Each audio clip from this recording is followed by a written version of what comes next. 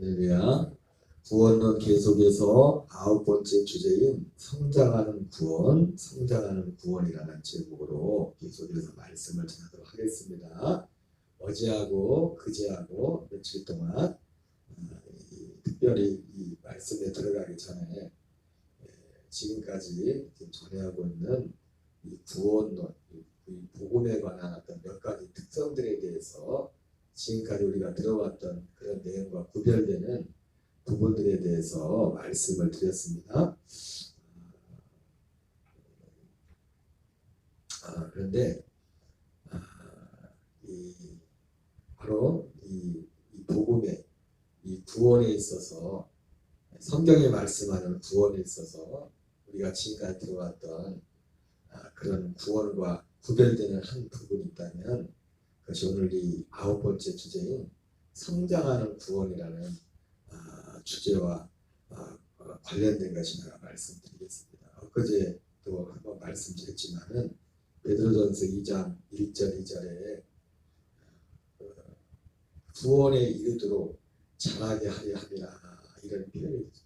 우리가 기존에 가지고 있었던 그런 구원에 관한 그런 것들을 생각을 한다면 무슨 구원에 이르도록 자라느냐 이런 표현이 굉장히 어색한 표현이고 우리는 성경을 읽으면서도 구원하면은 그냥 지금까지 어떤 틀에 박힌 것 같은 어떤 거기에 딱 갇혀 있기 때문에 그냥 그거 읽으면서도 성경을 보면서도 여전히 우리는 그런 것들을 유심히 보지 않고 우리가 기존에 가지고 있었던 그런 그 틀 안에서 모든 걸 보게 됩니다.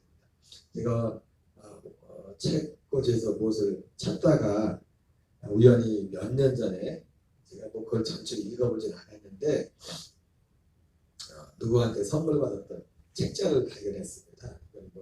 일반 출판사에서 쓴 것 같지는 않고 어떤 성경 공부 교재로 이제 그것을 쓴 거였는데 제목이 그런 거예요. 복음의 재발견이라는 그런 제목의 책인데 제가 그래서 오랜만에 그 앞에 머리만 딱 읽어봤는데 그 내용이 그런 내용의 핵심이 그거예요. 여기서 하고자 하는 말씀의 핵심이 뭔가 봤더니 구원이라는 것은 그냥 구원 받았다로 끝나는 것이 아니다. 그러면서 구원 그 이후 특별히 우리가 하나님의 나라의 삶을 살아야 된다. 기본적인 취지가 그겁니다. 기본적인 취지가 구원을 받아서 끝나는 것이 아니라 구원받은 구원 그 이후 예전에 지금은 은퇴하신 원로 목사님이지만 교회 이름이 남포교회인가 박영선 목사님이라는 분이 계셔. 제가 신학교 들어갔을 때 저도 개인적으로 이 구원이라는 부분에 대해서 항상 관심이 많았기 때문에 제가 이제 그분이 여러 책을 많이 썼는데 그 제목 자체가 그 제목이 그거였어요. 구원 그 이후. 그분이 쓴 책 중에 하나가 구원 그 이후에 대해서 그런 제목으로 책을 쓰신 적이 있었습니다. 그런데 어쨌든 하나님의 나라를 그런데 기본적으로 그런데 이 목사님이 쓴 이 교재에서 하시고자 하는 그 말씀의 요지는 방금 말씀드린 것처럼 구원 받은 것으로 구원이 끝이 아니라 구원 그 이후에 삶이 있다. 하나님의 나라를 이루어가야 된다. 이런 말씀들을 하십니다. 그런데 이 부분 구원 그 이후의 삶에 대해서 이제 강조를 하시는 건데 그럼에도 불구하고 그 어떤 틀에 있어서 기본적인 틀에 있어서 구원이라는 것은 그분도 여전히 하고자 하는 말씀을 하면 죄의 사함 받는 것이 구원 기후의 삶 하나님의 나라의 삶을 살아야 된다. 그리고 제가 이제 머리말을 딱 보니까 제일 이 구원에 대해서 구원의 시점에 대해서 전에도 말씀드렸지만은 구원의 이 시점이 하나님이 복음이라는 시점을 주신 시점이 여전히 어차피 이게 굉장히 큰 차이입니다. 어떤 면에서 우리가 이 복음 이 복음의 진리 안에서 하나님만 사는 데 있어서 우리가 믿음 안에 사는 데 있어서 이 차이는 어떻게 보면 생각하는 것보다 굉장히 클 수도 있어요. 뭐냐면 이분이 그동안 많은 분들이 말씀하지 못했던 그런 구원 그 이후의 삶에 대해서 말씀하고 있지만, 그러나 어쩔 수 없이 벗어날 수 없는 어떤 하나의 틀이 있는데, 뭐냐면 그 복음의 시작이, 그 복음이 주어진 그 시작이 언제냐면 에덴 동산에서 아담과 하와가 범죄한 이후에 그때 복음이 주어졌다, 이거예요. 그 말은 뭐냐면 구원이라는 것이 에덴 동산에서 아담과 하와가 범죄하기 이전으로 돌아가는 그 상태가 구원이에요. 그래서 그분이 구원 이후에 그 삶에 대해서 말씀한 것도 결국 그 삶을, 결국 뭐예요? 삶. 이 에덴 동산 같은 삶으로, 에덴 동산 같은 그 삶으로, 제가 며칠 전에 그런 말씀을 드렸죠. 어떤 면에서는 맞는 거다. 우리가 실복락원, 실낙원에서 낙원을 잃어버린 게 에덴 동산에서 범죄를 하다가 낙원을 잃어버리지 않습니까? 그래서 복낙원, 요한계시록은 창세기는 실낙원이고 요한계시록은 우리가 보통 복낙원이다, 이렇게 말씀합니다. 그래서 그런 것들이 그런 면에 있어서 어떤 면에서 받는 것이 있다고 했죠. 그러나 그런 하나님의 구원의 섭리는 단순히 환경적인 것을 따라오는 겁니다. 그래서 제가 말씀드리지만 항상 제가 좀 자주 말씀드린 성경 구절이 마태복음 6장 33절하고 요한 3서 2절이잖아요. 너희는 먼저 그의 나라와 그 일을 구하라. 그리하면 이 모든 것을 더하시리라. 내 영혼이 잘된 같이 내가 범사에 잘되고 강건하기를 내가 간구하노라. 이렇게 말씀하고 있는데, 어쨌든 이 목사님이 쓴 교재에서도 벗어날 수 없는 한계는 뭐냐면 구원 그 이후의 삶, 하나님의 나라에 대해서, 하나님 나라에 대해서 말씀하지만 그 원형이 어디냐면 에덴 동산의 그런 그 자리로 회복하는. 그러나 성경이 말씀하는 구원의 시작, 약속에 대해서도 그제 약속에 대해서 말씀하지만 이 약속이 바로 에덴 동산에서 인간이 범죄하고 난 이후에 주어진 약속이야. 아담과 하와가 에덴 동산에서 범죄하기 전에 창세 전에 하나님이 그리스도 안에서 우리를 영들로 택하셔서, 혼들로 택하셔서 그 하나님의 아들들이 되게 하는 이것이. 그래서 아담과 하와조차도 범죄하기 전에도 하나님의 아들은 안 했다는 것이 핵심이었습니다. 하나님의 아들은 하나님의 아들의 생명, 하나님의 아들의 생명을 얻는 것이죠. 그래서 하나님의 형상이라는 것도 아담과 하와를 하나님의 형상대로 지었다고 했을 때, 언어적인 어떤 표현의 한계성이 있지만 그것을 마치 뭐와 같다고 했습니까? 하나님의 형상이라는 것이 장갑과 손과 같다는 거예요. 하나님이 우리에게 실제, 그리스도는 하나님의 형상이라고 했잖아요. 그리스도는 고린도서 4장 3절 4절에 이 세상 신이 믿지 않는 자들의 마음을 혼미하게 하려 그리스도의 복음의 영광에 광채가 비치지 못하게 하며 그리스도는 하나님의 형상입니다. 그러니까 하나님의 형상인데 형상의 본체라고 하는 거죠. 형상의 본체.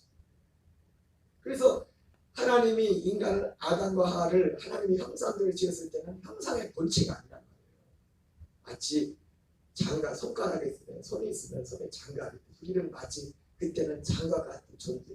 그것이 실제로 하나님의 형상되게 하는 그것이 뭡니까? 그 복음이. 사도 바울이 고린도 4장 3절 4절에서 복음을 설명하면서 이 세상신이 믿지 않는 자들의 복음, 믿지 않는 자들에게 믿지 않는 마음 혼미하게 그리스도의 복음의 영광에 광채가 비치지 못하게 하라고 했는데, 그 복음은 뭐냐면 그리스도의 영광의 복음의 광채, 그리스도는 하나님의 형상이라고 했는데 실제로 형상의 본체인 그 생명을 우리에게 주는 거예요. 이것이 복음에 관한 하나님의 약속이라는 거예요. 그래서 그 창세기 1장에서 말하는 그 형상은 형상의 본체가 아니라 그런 모양. 언젠가 하나님이 우리를 마치 장갑을 만들어서 장갑에 손을 끼워서 하나가 되듯이 이 목적을 위해서 하나님이 우리를 하나님의 형상들을 지었다고 할 때는 그런 의미로 형상의 본체가. 그래서 이 성경이 말씀하는 또 약속이라고 합니다. 그래서 약속의 시점 자체가 에덴 동산에서 범죄한 후에 주어진 것이 아니라 아담과 하와가 범죄하기 이전, 아담과 하와도 이 땅에 그 약속을 가지고 이 땅에 사람의 몸으로 갔다고 말씀을 드렸습니다. 이것이 우리가 지금까지 이해하고 있었던 하나님의 구원이다. 그래서 제가 서두에 제일 처음 구원론이라는 이 말씀을 전하면서 첫 번째 시간에 했던 그 말씀 중에 하나가 그거였지 않습니까? 우리가 운명적 실제 실존이 아담과 하와가 범죄함으로 죄인이 되었기 때문에 그 말이 틀린 것은 아니지만 구원론이라는 단어 자체가 잘못된 것은 아니지만 그러나 어떤 면에서는 구원론이라는 그 자체가 모든 것을 다 담지는 못한다. 왜냐하면 이 구원론이라는 자체가 구원이라는 이 단어 자체가 바로 하나님이 아담과 하와가 범죄하기 이전에 주어진 것이기 때문에 그 약속이기 때문에 구원이라는 이 단어 속에 정말 하나님께서 우리에게 우리를 구원하시는 그 구원의 내용을 담기에는 이것이 온전하지 못하다. 그러나 어쩔 수 없이 이 단어 말고 어쩔 수 없이 그래서 성경은 그래서 하나님은 이 구원이라는 단어 속에 구원이라는 단어를 또 다른 단어로 표현했죠. 그것이 뭡니까? 영생을 주는 것, 생명을 주는 것, 하나님의 형상, 하나님의 생명을 주는 것. 그래서 히브리서 2장 11절 말씀처럼 거룩하게 하시는 이와 거룩하게 하는 이분 자가 우리를 거룩하게 하시는 분이 누굽니까? 하나님이 우리를 거룩하게 하시는 누구를 통해서요? 아들을 통해서 우리를 거룩하게 하는 겁니다. 결국은 아들의 몸과 피를 통해서 뿐만 아니라 결과적으로 우리를 최종적으로 거룩하게 하는 뭡니까? 그 아들의 생명으로 우리를 거룩하게 하는 생명을 우리에게 줍니다. 거룩하게 하는 신인이와 거룩하게 함을 입은 자가 한 근원에서 난 자, 하나님과 똑같이 하나님과 한 생명이 하나님의 생명에서 났다고 그렇게 말씀하고 있습니다. 그래서 제가 책을 보면서 다시 한번 그 부분에 대해서 성경이 말씀하는 구원의 원형이 무엇인지 거기 지점을 어디에 두냐에 따라서 우리 하나님의 나라에 대한 이해도 많은 부분에서 여러 가지 보는 관점에 있어서 차이가 날 수가 있습니다. 특별히 방금 말씀드렸지만 구원론의 성경에 말씀하는 구원의 가장 큰 특징을 나타내는 것 중에 하나는 성장하는 구원입니다. 하나님은 인간을 구원함에 있어 철저하게 계획 가운데 일하십니다. 아담 하와가 범죄해서 어떤 비상 사태를 말해서 하나님도 예상하지 못했던 어떻게 이런 일이 일어났습니다. 예상하지 못했던 사건이 일어난 것이 아니라 하나님이 몰랐을까요? 그런 모든 것들까지. 하나님의 구원은 어쨌든 한 번도 바뀐 적이 없어요. 하나님의 구원은 왜냐하면 범죄하기 이전에 주어진 것입니다.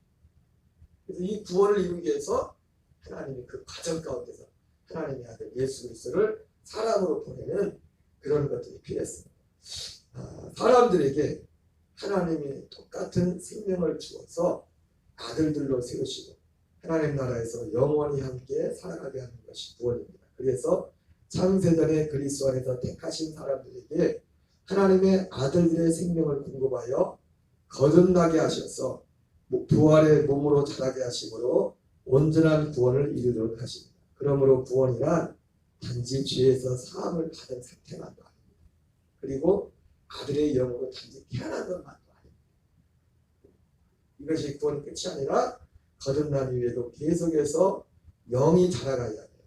혼의 인격도 함께 보조를 맞추어 성장하고 변화되어 가야 합니다. 그러므로 우리가 보통 복음주의자가 하는 구원은 완성되는 것이 아니에요. 그러니까 여러분 우리가 지금 기존에 복음주의자라는 말을 말했지 않습니까? 이게 보통 복음주의자라고 하시는 우리도 사실 복음주의자라고 자체 복음주의자라고 하시는 모든 그 가르치는 중심에 있는 것이 뭐냐면 예수님의 십자가에서 우리를 구원합니다. 여러분 우리는 성경을 통해서 제가 여러 번 보여줬지만 십자가는 너무 소중한 거지만 하나님이 약속하신 것은 창세전 약속하신 것은 하나님의 아들의 생명 그리고 예수님이 이 땅에 오시는 것도 그 생명을 주시기 위해서 그 주시는 것을 그 과정을 뭐랍니까? 첫째 것을 폐하고 둘째 것을 세우는 것입니다. 율법을 폐하고 결과적으로 둘째 것 생명의 성령의 법으로 살도록 합니다. 그리고 옛사람을 폐하고 하나님의 아들의 생명으로 살도록 하자. 이것이 하나님의 예수님이 죽으신 목적도 그래서 이 뜻을 행하기 위해서 이 뜻을 데살로니가전서 5장 10절에 그리스도께서 예수께서 우리를 위하여 죽으심은 우리가 자든지 깨든지 주와 함께 살게 하려 합니다. 우리가 어떻게 그러니까 주님과 함께 사는 그 비밀이 어디냐면 이 생명 안에 있는 거예요. 생명으로 함께 사는 거예요. 생명. 그리스도의 생명. 그러니까 예수님이 말씀하신 예수님이 이 땅에 오실 때 천사를 통해서 말씀하신 임마누엘이라는 진짜 뜻은 뭐냐면 여러분 그 마태복음 1장에서는 하나님이 우리와 함께 계십니다. 그랬잖아요. 우리는 단지 그것을 하나님이 사람의 모습으로 함께 하셨구나. 그게 임마누엘인가요? 어떤 의미에서 그런 면 있겠지만은 아니 그게 무슨 의미? 하나님의 사람의 모습으로 와서 그들에게 뭔 의미가 있었어요?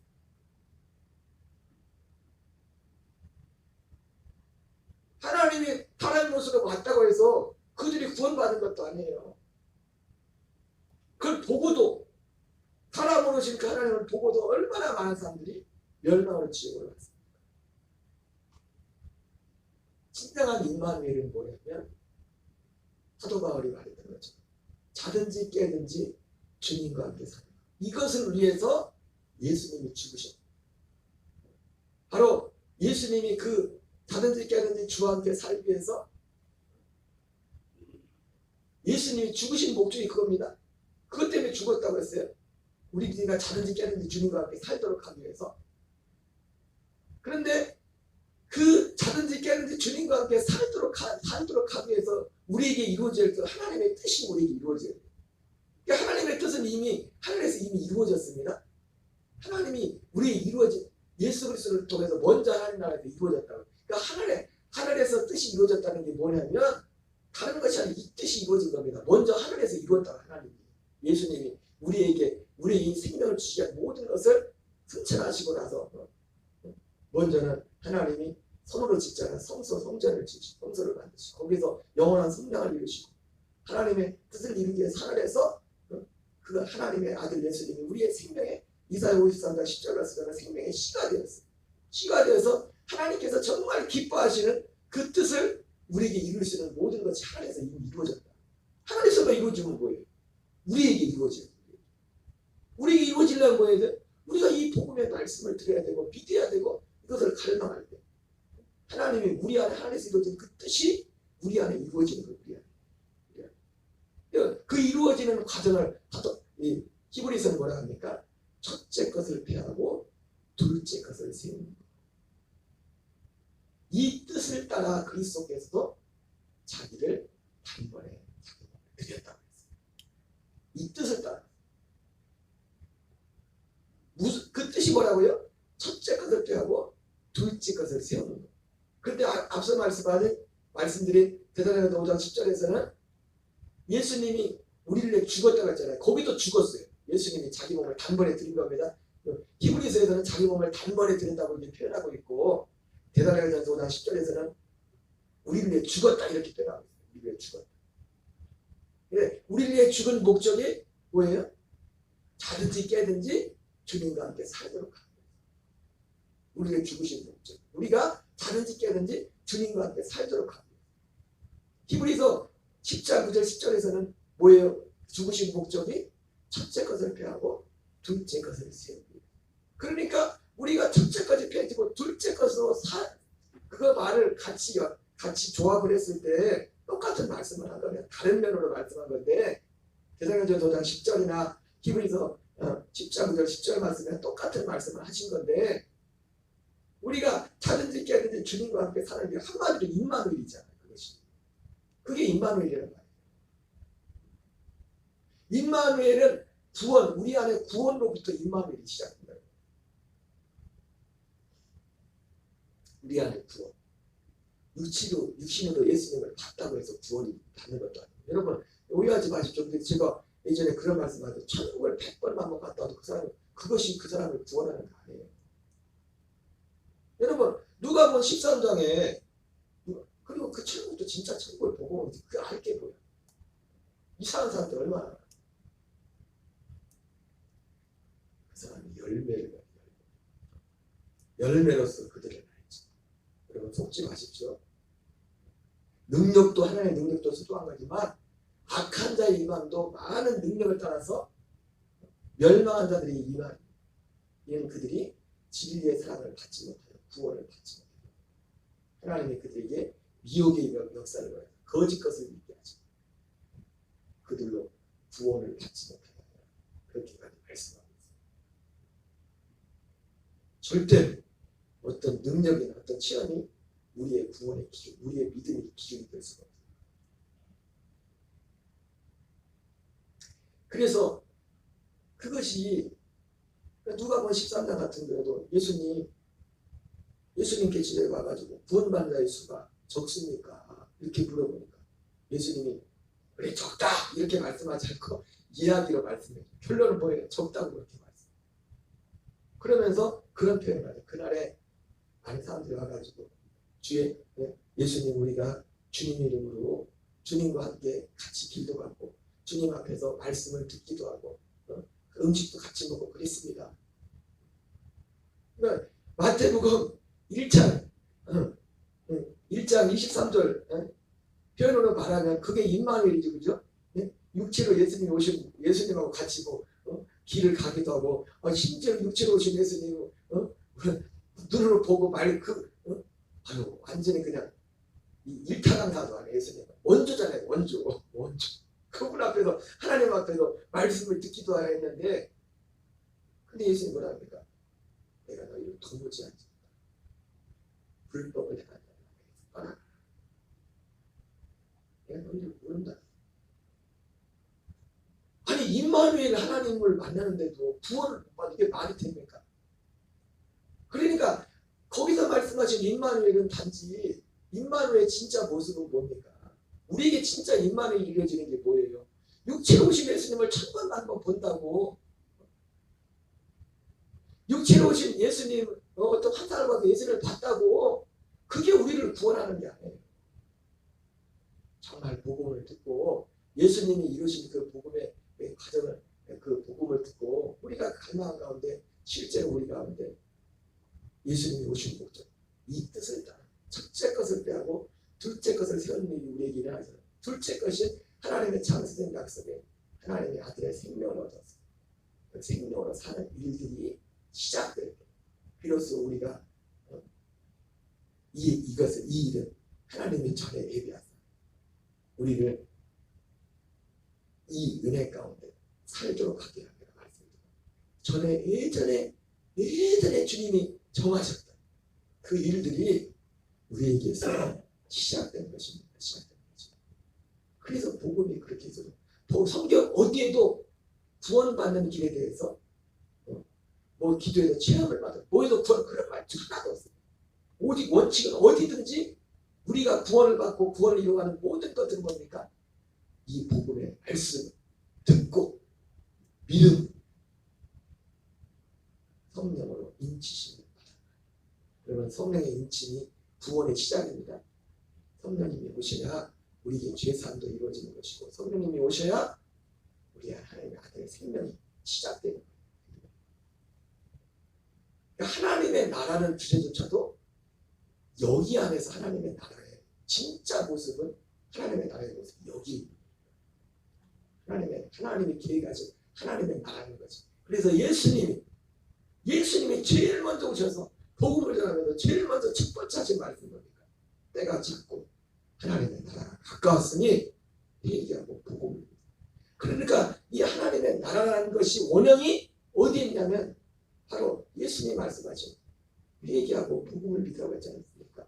그 복음 안에 이 하나님의 나라가 있다.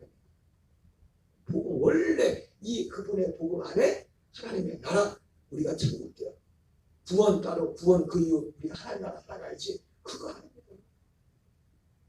그러니까 진짜 이런 분들도 그 마음에 이런 말씀들, 구원이 끝이 아닙니다. 구원 그 위에 삶이 있습니다. 이런 분들은 뭐 이런 말씀을 하시는 것도 구원에 대해 진짜 고민한다, 그런 말씀을 하시는 거예요. 구원에 이거 예수님은 이거밖에 안 돼요. 여러분, 예수 믿으면 더 좋아져야 되는데 모든 사람이 더 좋아집니까? 아니, 우리 어떤 환경적인 거 말고 어떤 그런 보장이 없는 거죠. 그래서 자주 하는 말은 뭡니까? 처음 들었을 때가 좋았는데. 그러면 진짜 복음은 처음 받는 나중이 더 좋은 겁니다. 갈수록 좋아하는 거예요. 제가 죄송합니다. 제가 한 달 전인가 새벽기도가 딱 일어나가지고 죄송해요. 내가 집사람이 안 일어나서는 그래가지고 고래 입을 딱 맞춥니다. 일어나야지. 죄송해요. 그러면 어느 날이면 그래요. 죄송해요. 그날 새벽에 바로 그래가지 우리 호경이가 달라졌어요. 달라졌어요.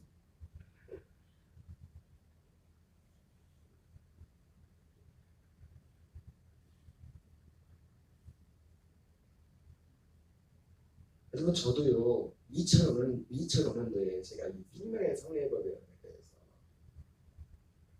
조금만 알았었어요. 그런데 서울로 부목사로 가면서 그게 끝났어요. 부목사님도 가서 담임 목사님 시키는 대로 다 거기에 맞춰서 해야 돼요. 내 얘기 하나 안 돼. 그게 이상한 게 아니라 그게 질서야. 하나님의 질서.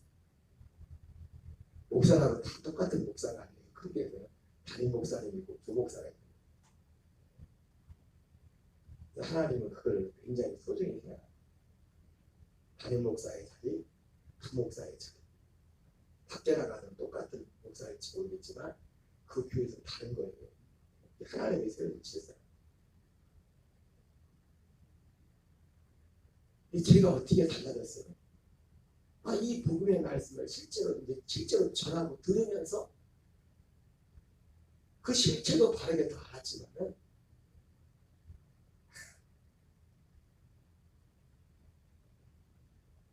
내 안에 집사람이 보기에도 애들이 보기에도 목사님 아빠랑 그렇다고 제가 온전하게 된 건 아니고 나도 과정 계속 자라가는 거예요.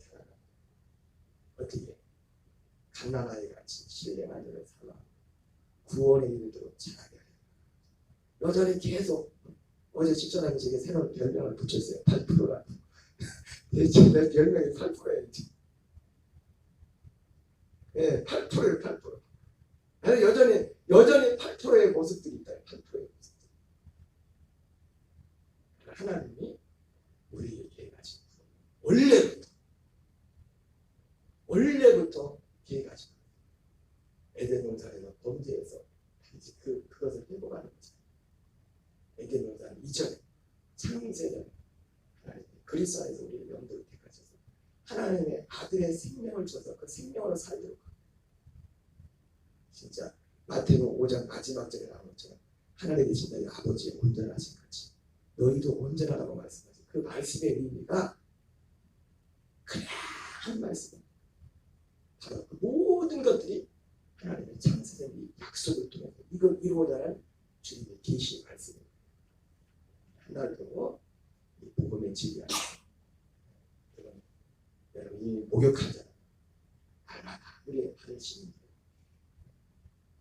그 장사한 믿음의 분량을 이 믿음의 경주를 하나님 믿음의 경주를 하나님 저와 여러분 되시기 바랍니다. 우리 주기도문으로 마치